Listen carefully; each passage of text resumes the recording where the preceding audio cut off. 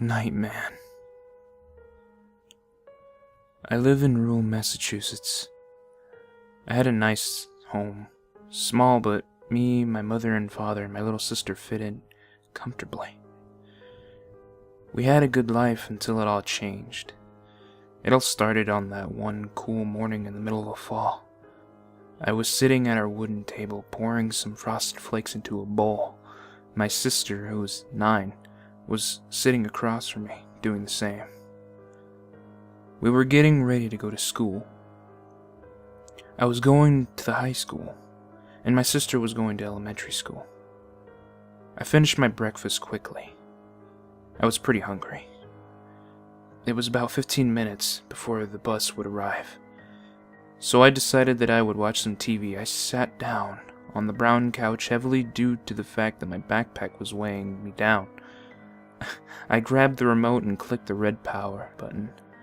The TV turned on with a bright flash. The news was on. A woman with a black microphone in her hand was reporting just outside the woods that surrounds most of our small town. On the bottom of the screen, the blue letters read, "Serial killer still at large." Serial killer? I thought. How could a series of murders be going on in our town, and I haven't heard about it? I continued to think.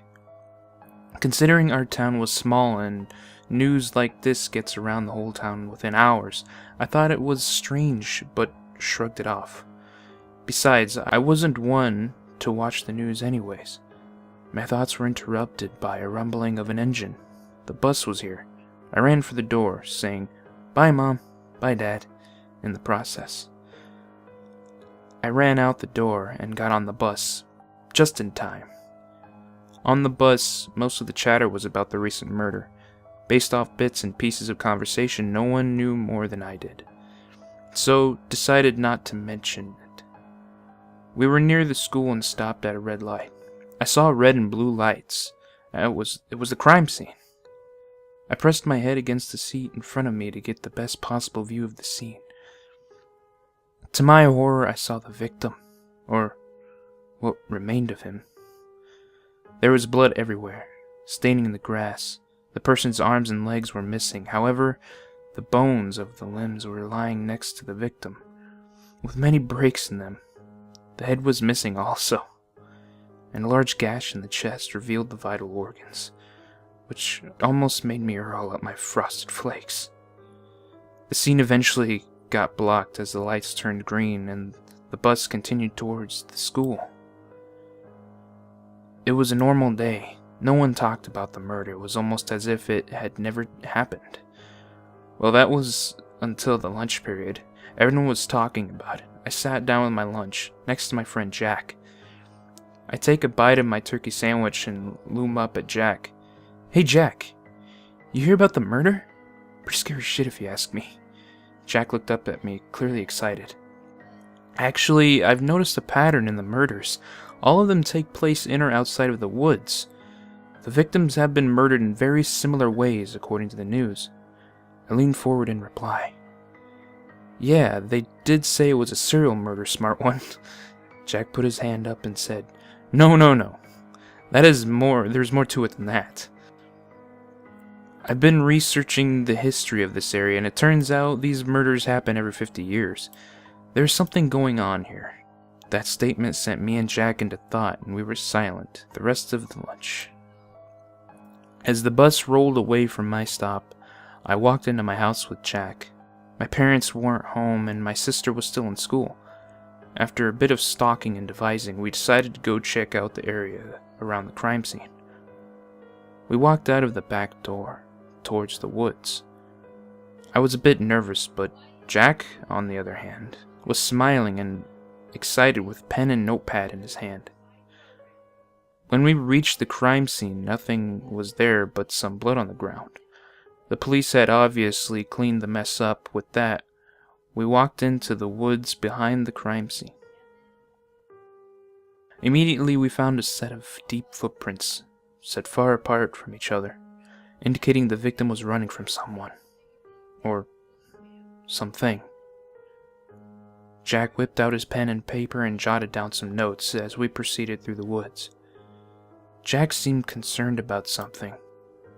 I turned to him and asked, "What's wrong?" He didn't even loom at me. He responded to me. He just pointed up. I looked up and noticed that a clear path in the thick branches had cleared above us, but it was 10 feet from the ground. It looked as if something huge had been chasing this victim. Jack finally spoke. "Strange, huh? Not only that, but do you see any other footprints behind the victim's footprints? The apparent cause of death was decapitation. This doesn't add up." After Jack said that, I was even more nervous. We looked up and saw the pink and purple sky and realized it was getting dark. We decided to head back.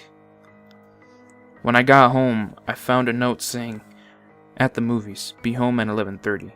Mom and Dad." Great, I thought. I'm gonna be sleeping alone, and it's not that I thought I was going to get murdered or anything, but it was kind of unnerving knowing a murderer is prowling the streets. I turned the TV on, hoping to take my mind off it. When I turned it on, a man with large cuts all over his body and missing an arm was being shown on TV. The headline was, "Survivor of a serial killer attack describes killer." Then a paragraph appeared on the screen which read, He was tall, about 9 feet or so. His eyes, they were all black, sucking in too. His mouth was full of jagged teeth, covered in blood. He was skinny, so skinny. I could see his elbow bones and ribs. The screen turned at the news reporter saying that and would be transported to a mental hospital the next day. On that note, I was just so scared I went to bed. I woke up the next morning. It was Saturday. No nightmares, thank God. It was 10:30 and remembered the man and how he was getting transported to the Closet Mental Hospital. My parents and my sister were asleep, so I snuck out the back door and got into my dad's car. I drove to the mental hospital. When I arrived, I asked to see the most recent person admitted there. The woman at the desk looked up and said, "Oh, you mean the attack victim? He committed suicide last night. He was screaming something about how the night man is gonna get him or something. I'm sorry." That chilled me to the bone. I got into the car and drove home. When I finally got home, I noticed there was a massive hole in front of the house. I got out of the car, scared and confused. I looked down the hole and saw it went through the back, towards the woods. Oh no, I thought. I ran to the stairs, ready to run up to see if my family was okay. I was stopped dead in my tracks. Coming down the stairs was a large trail of blood that looked like it had come from a dead body being dragged. I followed the trail which led to the woods, then stopped right near the edge. I looked up and saw my parents' heads and my sister's head nailed to the forehead on the tree. I choked back vomit and broke down on the spot. I cried and cried and cried until it was dark. Then I came to my senses. I was full of rage. I walked to the closet, grabbed my dad's shotgun, and was ready to face this night man and shoot his fucking head off. That was a mistake.